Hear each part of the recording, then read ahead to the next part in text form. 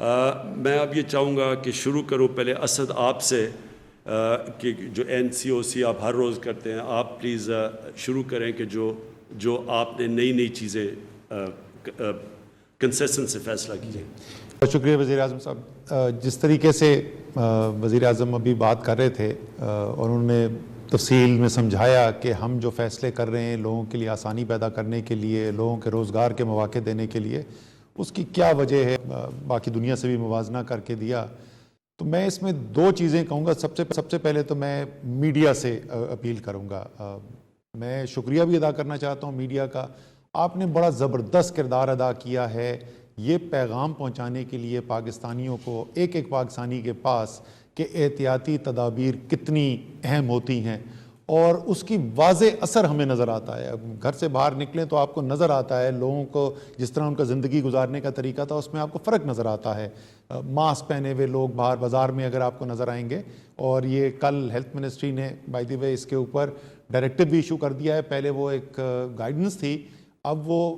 بازار میں اگر آپ جائیں، ایئرپورٹ میں جائیں، اس قسم کے ایک ہجوم والی جگہ میں جائیں تو ماسک پہننا مینڈیٹری بھی کر دیا ہے۔ تو اس قسم کے پیغامات، مصافحہ نہیں کرنا، گلے نہیں ملنا، اور وہ نظر آتا ہے۔ تو بڑا آپ کا میں شکریہ ادا کرنا چاہتا ہوں میڈیا کا کہ بڑے مؤثر طریقے سے پیغام پہنچایا ہے۔ لیکن پہلے دن سے جو وزیر اعظم بات کر رہے ہیں اور جو ہماری پالیسی کا آپ کہہ لیں کارنر سٹون ہے، وہ ہے کہ توازن ہم نے رکھنا ہے۔ ہم نے جو لوگ اس مشکل وقت کے اندر، ان کے لیے جو مشکلات پیدا ہو رہی ہیں، جن کے پاس اتنے وسائل نہیں ہیں جتنے میرے جیسے لوگوں کے پاس یا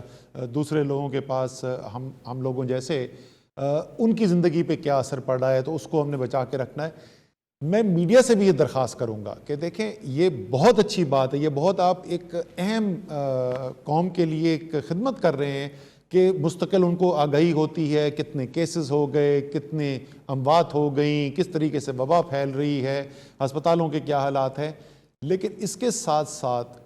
میرے خیال میں تاکہ ہم سب کے ذہن میں پوری تصویر ہو جس کی بنیاد کے اوپر ہم فیصلے بھی کریں اور فیصلے سمجھ بھی سکیں گے کہ وہ کیوں کیے جا رہے ہیں،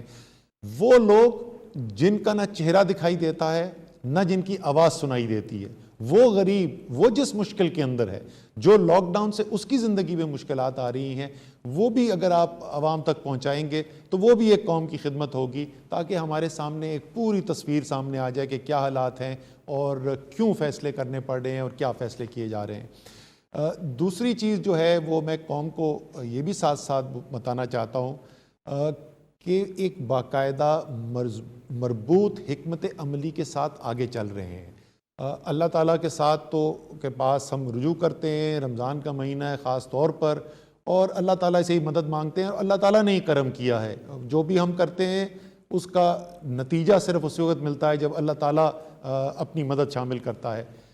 لیکن ہم لوگ جو ہیں، جو ہمارے اختیار کے اندر ہے، وہ صرف ہم یہ نہیں کہہ رہے کہ کیونکہ بند رکھنا جو ہے ملک کو وہ ناممکن ہے اور ہمارے پاس وسائل نہیں ہیں تو ہم صرف ملک کھول رہے ہیں۔ ساتھ ساتھ ہم کیا کر رہے ہیں، ٹیسٹ تشخیص کرنے کی صلاحیت جو ہے اس کو بڑھایا چلا جا رہا ہے۔ میں ابھی بھی اس سے مکمل طور پہ مطمئن نہیں ہوں، لیکن 26 گنا بلکہ 27 گنا اضافہ ہو چکا ہے مارچ کے وسط میں ہماری جو ٹیسٹ کرنے کی صلاحیت تھی اور جتنے ٹیسٹ ہو رہے تھے اور آج جتنے ہو رہے ہیں، 27 گنا اضافہ ہو چکا ہے۔ انشاءاللہ تعالیٰ اس میں اور بھی مزید کرنا ہے۔ لیبارٹریز 2 تھیں صرف، آج 70 کام کر رہی ہیں جو کورونا کا ٹیسٹ کر سکتی ہیں۔ اسی طریقے سے NDMA نے بہت زبردست کام کیا ہے، surgical mask, N95 mask, ventilators اور جتنے بھی ایکوپمنٹ ہے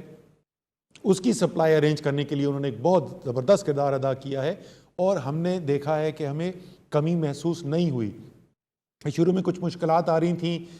صوبائی حکومت تک جا رہا تھا سامان لیکن وہ ہسپتال نہیں پہنچ رہا تھا، پھر ہسپتال ڈائریکٹ دینا شروع کیا، اس کے بعد یہ مشکل نظر آنی شروع ہوئی کہ ہسپتال میں ہے لیکن ڈاکٹرز کو نہیں مل رہا یا میڈیکل سٹاف کو نہیں مل رہا۔ ڈاکٹر ظفر مرزا اس کے بارے میں مزید بات بھی کریں گے۔ وہ پہلو جو ہے اس کو بھی ہم سٹرینتھن کرتے چلے گئے، اور آج جیسے وزیر اعظم نے کہا، آج ہم نے بڑا تفصیلی صبح جائزہ لیا، اور الحمدللہ جیسی صورتحال نظر آ رہی ہے، جو ہم نے فیصلے کیے ہیں، ہم اگلے 6 ہفتے کے اندر بھی یہ دیکھتے ہیں کہ ایسی انشاءاللہ تعالیٰ صورتحال نہیں پیدا ہوگی اللہ تعالیٰ کے کرم سے کہ ہمارے ہسپتالوں کا نظام جو ہے وہ ہمیں مفلوج ہوتا ہوا نظر آئے یا اتنا دباؤ ان کے اوپر آئے کہ جو ہمارے ہسپتال پھر اس کے مقابلہ نہ کر سکیں. لیکن اس کی ایک شرط ہے، اور اس کی شرط وہ ہے جو وزیر اعظم آپ سے بار بار کہتے ہیں کہ آپ نے وہ احتیاطی تدابیر جو آپ کو ڈاکٹر صاحبان نے بتائی ہیں ان کے اوپر آپ عمل کریں.